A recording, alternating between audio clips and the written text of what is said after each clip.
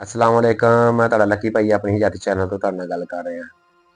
अज का जिहड़ा वाकया है मेरे एक दोस्त वा, ठीक है ना। नाम ਉਹਦਾ मैं नहीं लेना चाहता, ना ਉਹਨੇ ਮੈਨੂੰ इजाजत ਦਿੱਤੀ नाम ਲੈਣ ਦੀ।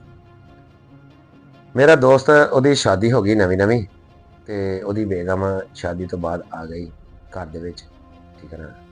घर ਦੇ ਵਿੱਚ ਆਣ ਕੇ ਤੇ ਤੈਨੂੰ ਪਤਾ ਹੀ ਫਿਰ ਵੀਰੇ ਸੋਹਣੇ ਤੇ ਸਾਰੇ ਇਹ ਪਕਾਉਣਾ ਛਾਉਣਾ ਸ਼ੁਰੂ ਹੋ ਗਏ ਤੇ ਉਹਨੇ ਨਾ ਚਾਵਲ ਪਕਾਏ, ਬੇਗਮ ਉਹਦੀ ਨੇ ਨਾ ਚਾਵਲ ਪਕਾ ਕੇ ਨਾ ਤੇ ਚਾਵਲ ਸਾਰੇ ਘਰਦਿਆਂ ਨੇ ਖਾਧੇ ਤੇ ਚਾਵਲ ਨਾ ਬੜੇ ਨਾ ਜਲਦੀ ਮੁੱਕ ਗਏ ਨਾ। ਤੇ ਕਹਿੰਦੀ ਉਹਦੀ ਬੇਗਮ ਕਹਿੰਦੀ ਦੇਖਿਆ ਨਾ ਮੇਰੇ ਹੱਥ 'ਚ ਕਿੰਨਾ ਜ਼ਾਇਕਾ ਵਾ। ਤੇ ਚਾਵਲ ਨਾ ਮਿੰਟਾਂ ਸਕਿੰਟਾਂ 'ਚ ਹੀ ਨਾ ਸਾਰਿਆਂ ਨੇ ਖਾ ਲਏ।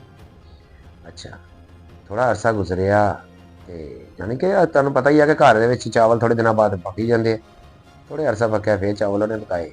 ਚਾਵਲ ਪੱਕੇ ਤੇ ਚਾਵਲ ਨਾ ਸਾਰਿਆਂ ਨੇ ਰੂਹ ਦੇ ਨਾਲ ਨਾ ਖਾਧੇ, ਯਾਨੀ ਕਿ ਏਡੇ ਮਜ਼ੇਦਾਰ ਨਹੀਂ ਪੱਕੇ ਜਾਂ ਸਮਝ ਲੱਗਦੇ। ਤੇ ਉਸ ਔਰਤ ਦਾ ਅੱਗੇ ਹੁਣ ਜਵਾਬ ਕੀ ਹੋਣਾ, ਅੱਗੇ ਉਹ ਜਵਾਬ ਇਹੀ ਹੋਣਾ ਚਾਹੀਦਾ ਚਾਵਲ ਸਹੀ ਨਹੀਂ ਪੱਕੇ ਜਾਂਦੇ।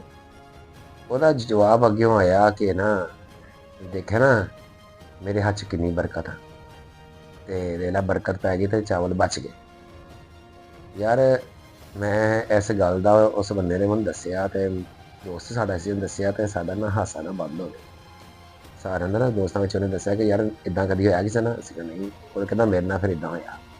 ਸਾਡਾ ਹਾਸਾ ਬੰਦ ਨਾ ਹੋਵੇ ਤੇ ਅਸੀਂ ਨਾ ਕਹੀਏ ਕਿ ਯਾਰ ਔਰਤਾਂ ਨਾ ਆਪਣੇ ਆਪ ਨੂੰ ਕਿੰਨਾ ਤੇਜ਼ ਤੇ ਹੁਸ਼ਿਆਰ ਸਮਝ ਲੈਣ, ਲੇਕਿਨ ਅਗਰ ਗੱਲ ਕਰਨ ਦੇ ਵਿੱਚ ਫਰਕ ਪਾ ਜਾਂਦੀਆਂ ਤੇ ਕਿਤੇ ਨਾ ਕਿਤੇ ਗੱਲ ਦੇ ਵਿੱਚ ਤੇ ਆ ਹੀ ਜਾਂਦੀਆਂ। ਇਸ ਵਾਸਤੇ ਇੱਦਾਂ ਨਹੀਂ ਕਰਨਾ ਚਾਹੀਦਾ ਬੰਦੇ ਨੂੰ ਠੀਕ ਆ, ਨਹੀਂ ਚਾਵਲ ਸਹੀ ਪੱਕੇ ਤੇ ਕਹਿੰਦੇ ਨਹੀਂ ਸਹੀ ਪੱਕੇ, ਸਹੀ ਪੱਕੇ ਤੇ ਕਹਿੰਦੇ ਸਹੀ ਪੱਕੇ। ਇਹ 'ਚ ਕਿਹੜੀ ਗੱਲ ਹੁੰਦੀ ਹੈ।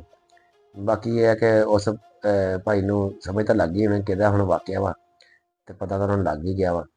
ਬਾਕੀ ਦੁਆ 'ਚ ਯਾਦ ਰੱਖਿਓ। ਬੜੀ ਮਿਹਰਬਾਨੀ। ਅੱਲਾ ਹਾਫਿਜ਼।